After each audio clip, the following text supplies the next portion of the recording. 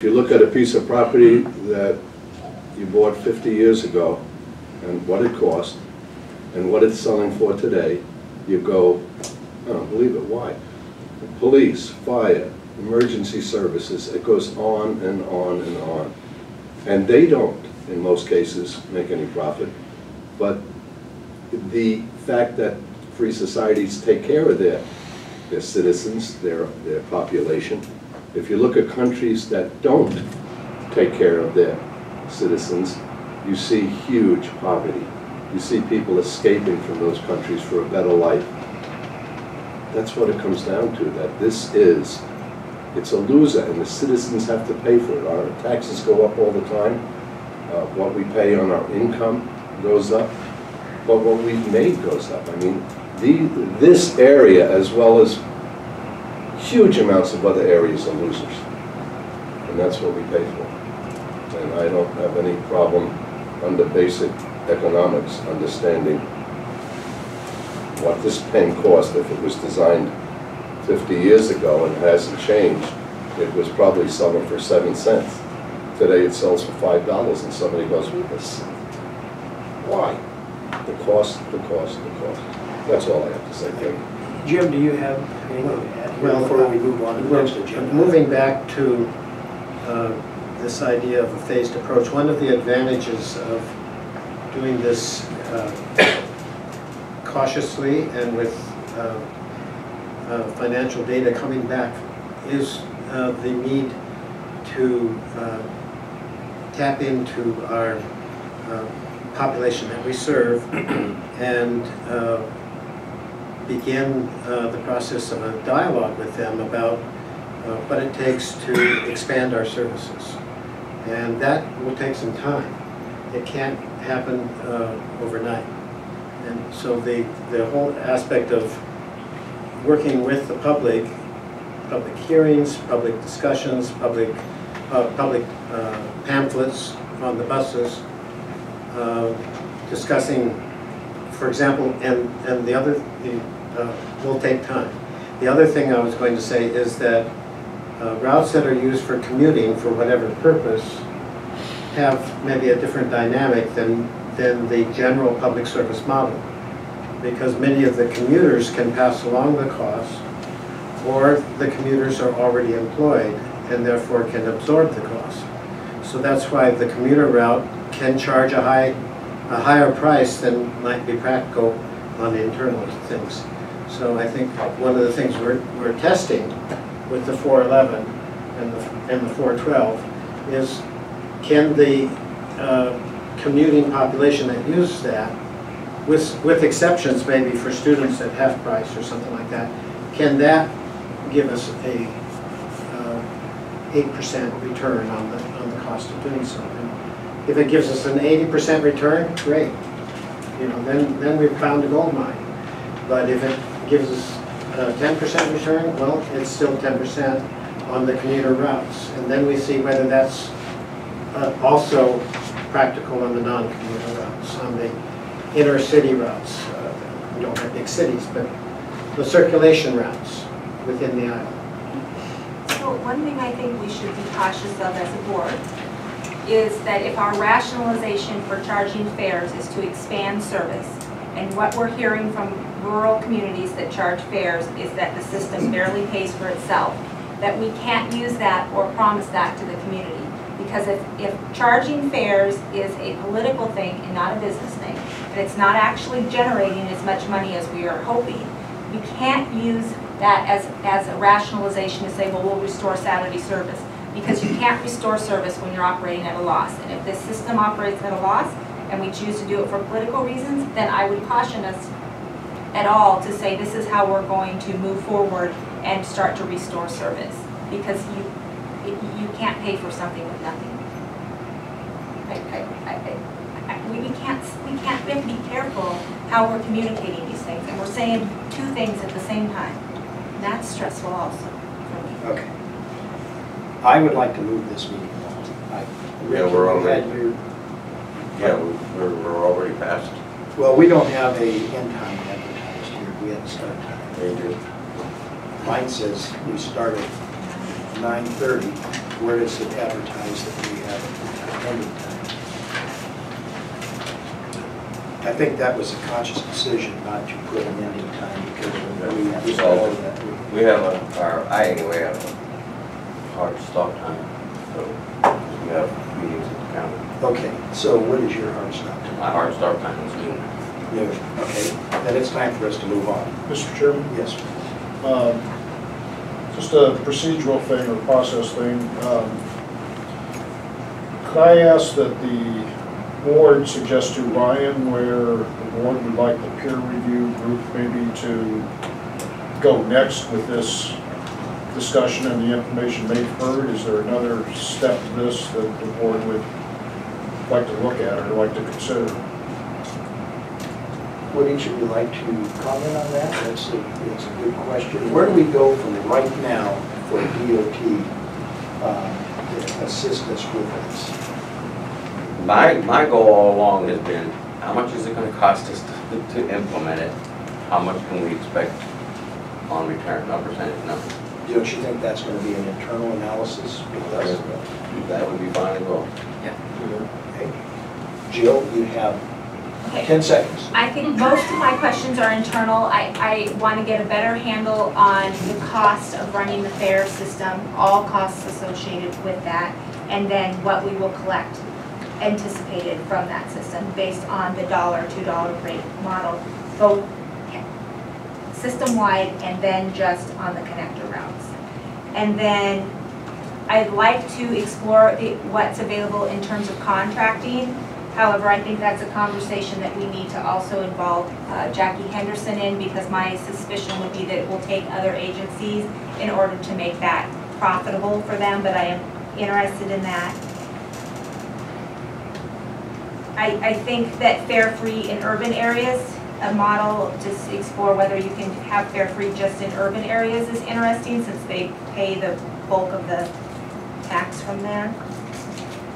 I'd like to know if you can set different rates in different parts of your county.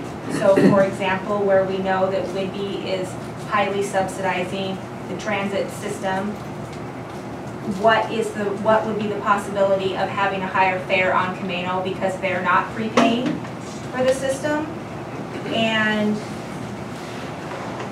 then any recommendations about the outreach as it relates to user groups, how you do that type of public engagement, anything that worked or didn't work in terms of that community outreach piece. And then I just had a general internal question about our insurance rates, that I have some concerns about the bus workers having cash. There's more exchange of money, we take on more liability, so I have a question about insurance rates. Okay, that's it. Now, did any of your paratransit systems charge paratransits? I thought I heard somebody say they charge $1 or something like that. Yeah, we do as well. You all, see, that's another item that we want to. We do not. Our board has decided that we have a sheltered work space in Skagit County, and the board has decided that we do donations. We have a fare box on the paratransit, but it's donations. Okay. It's about $8,700 a year. And just as a reference, under the law, you can go twice for paratransit what the fixed route fare is. So Okay. once you determine a fixed route fare, if you determine a fixed route fare, you can charge up to twice the paratransit. So if we have it's an example, not a suggestion. Let's say we have intercity, and we're going to charge $1 intercity. Then intercity paratransit, we can charge $2. And for me, one of the reasons for charging such a nominal amount is because the program is already subsidized. And $2, $1, most people can afford that. Maybe there are some people who just simply can't. Yeah, and it differs throughout it differs throughout the state in terms of how much is charged for paratransit. Yeah. Also, on routes that are considered commuter routes, ADA service is not actually required. So. Okay, and then as I've traveled on, let's say, like the system in Wenatchee, their fares are $250 for their long routes. Yeah. At least the ones that I've been on. And is that consistent with some of the other transit. I can provide you with a fair analysis. You know that? Based on, throughout the state, looking Okay. at. We would like to everywhere see from- that. I would like to see that. Yeah, I can provide you with Okay, that thank information. Yes, one of the things you mentioned is that along with fares, there need to be procedures spelled out for how to deal with problem situations. Correct. And either people not wanting to pay the fare, people not able to pay the fare. And I would include in that how to deal with populations that have a different need. For example, students or public school students who use the bus to get home from soccer practice and sports. In other words, a policy manual or example of policies that should go along with fare collection. And I would underscore the need for some advice on how to do public outreach and discussion. And I think we already have a copy of Skagit's and Watkins fare policy. Is that correct? And I've put together a Yeah. sample that I have already that I can So that's going to distribute. get, Well, that's That's great. gonna- That answers at least Yeah, half some of that, yeah. of my question. Dale? I could answer the question on the insurance. We're all members of the Washington State Transit Insurance Pool. We pay by the mile. That's how our premium is. Fare boxes have no factor whatsoever. I mean, we're paying more insurance because we drive from Oak Harbor to March's Point and Anacortes to subsidize. I really appreciate you guys giving those fare. That's your hidden kind. That was a good dodge. Lance, do you have a comment before we No, move on? I just for us to move along. We have, for the sake of time, we have to move on. Thank you very, very much for sharing your experiences and helping us with this. And I wished I could have been at the previous meetings. The notice that I got was kind of, this is when it's going to happen, and it was late, and I was already committed. We've got some major things happening in the city of Oak Harbor with the wastewater treatment plant, and it does affect my schedule quite a bit right now. Thank you very, very much. And Brian, thank you for coming too. I understand you're going to continue to show up for a while. Is that correct? If you need me. Apparently I did. Yeah. Thanks a lot. Okay, special meeting workshop item number 2, and I know you probably all want to move on with your life here, is resolution 9-15 of the Island Transit Board of Directors adopting the Island Transportation Planning Organization, also known as the ITPO, Articles of Association and Bylaws, superseding Resolution 11-99. And Ken, you're going to walk us through that, and this is an action item. Yes, this is a resolution basically adopting and agreeing to the Articles of Association for the new Island Transportation Planning Organization, which is basically the replacement organization to continue the overall planning activities that were included with the former Skagit Island Transportation Planning Organization, which since, as everyone knows, broken up. So this is the Island Transportation version of the larger regional version. Takes the place of the larger group at the local county level. And the articles include the signatures for all the members of the organization, which is on the last page of the attachment of the exhibit, and then a place for the authorized signature of the chair to acknowledge the new agreement. And it's been through, you've looked at it from legal. I would move approval of resolution number 11-99. A second. Well, we have a motion to approve resolution. Oh, Oh, 9-15. I'm sorry, resolution number 9-15. Rick, you are right. You are right, Rick. Not all the time at parties. Do I have a second? I did. Okay, thank you, Rick. We have a motion to adopt resolution 9-15 by Mr. Johnson, and a second by Mr. Hanold. Now, is there any discussion regarding this? We have a full packet in here. Anybody have anything to add to this? We talked about it at our last work session, Right. and this is just, we had a This is regional a transportation model. We need to switch it to an island county transportation model. Okay, thank you. Any further discussion? All right, we have a motion and a second on the floor. All those in favor, say aye. Aye. Any opposed? Hearing none, it carries unanimously. And I want to just make a comment, although we did step off of our workshop item number 1, it says discussion and possible action. We took no action, but I want to make sure the staff understands that there are some things that we want you to do. And I don't know if we articulated those thoughts, but I think it comes down to we want to have I would like to have a proposal for our long routes, what it costs to operate those routes based on the known ridership, and what our fare system would look like if we adopted the fare system that Washington statute have, if we're thinking about connecting the thing. Does that make sense to you guys? The long routes and the connector routes.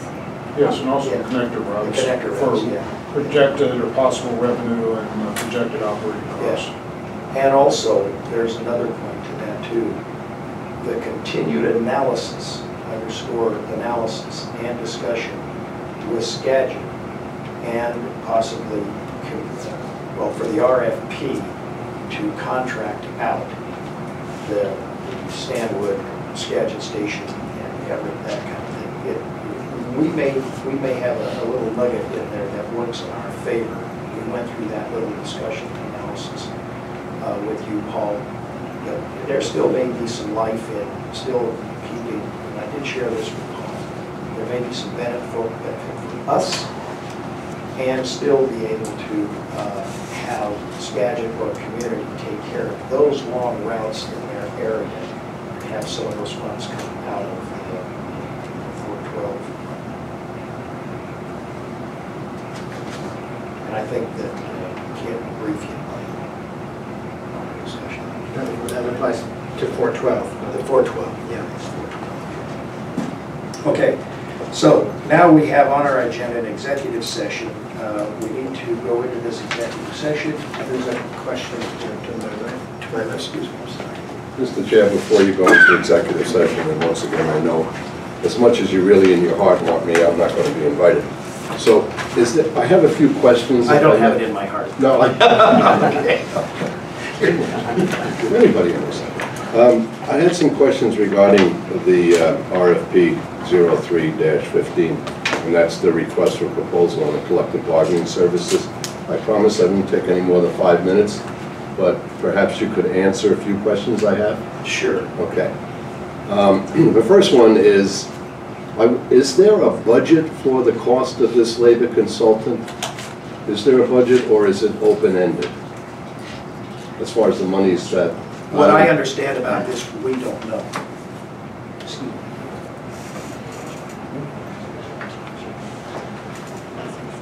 Okay. Out of courtesy, I'm going to just briefly touch on some of these things, but I can't step into things that are in our executive session. Whatever is in the budget is available through public disclosure, and I have to ask you to go to Paul or go through that route. I'm not going to comment on that. Okay. Fair enough? I can't argue against you. I mean, it wouldn't do me any good, and I don't want to prolong it. Can I move on then? Well, you're starting to work your way into my heart now. Ultimately, that's my goal.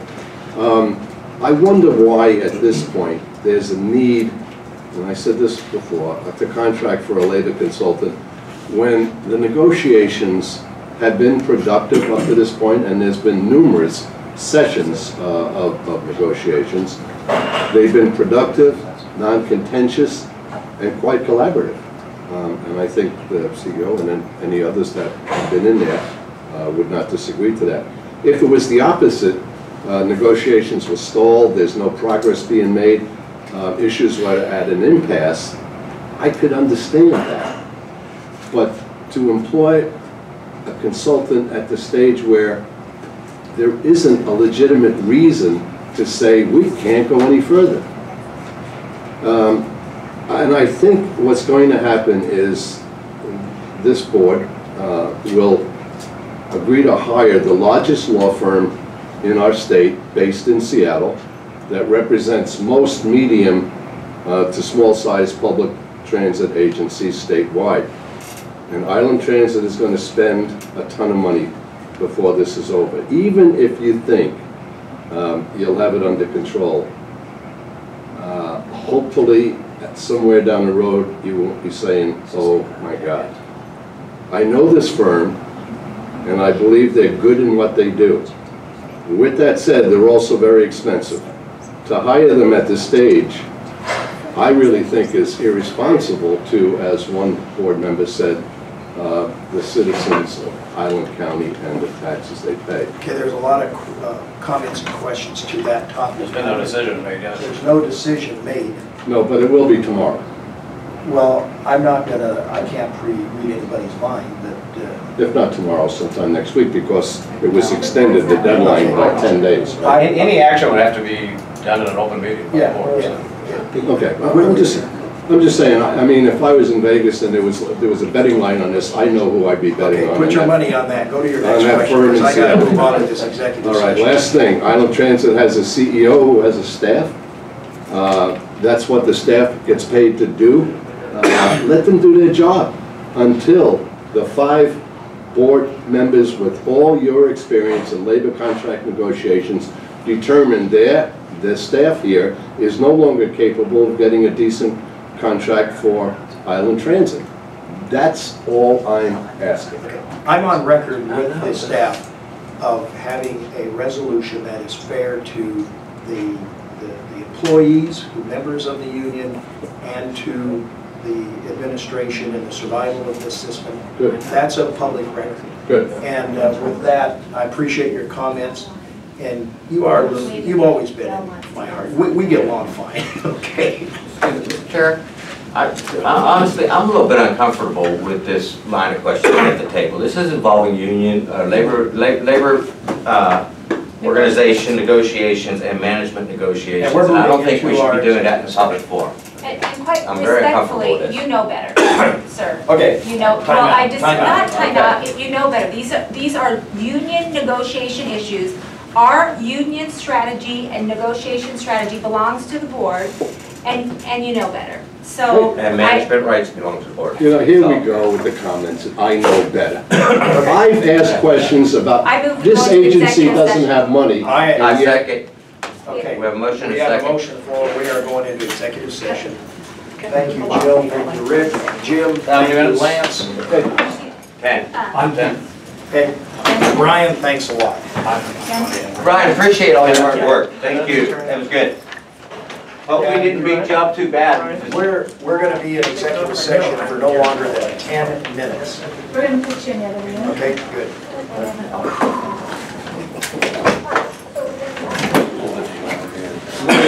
We're gonna do back here? Yeah. Stay here, you can stay here. I want to grab my. I think Meg said we're going back to. Yeah, grab one more.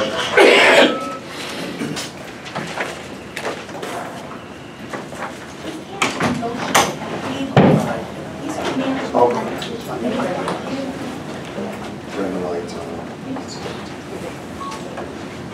I'll be right there. Okay.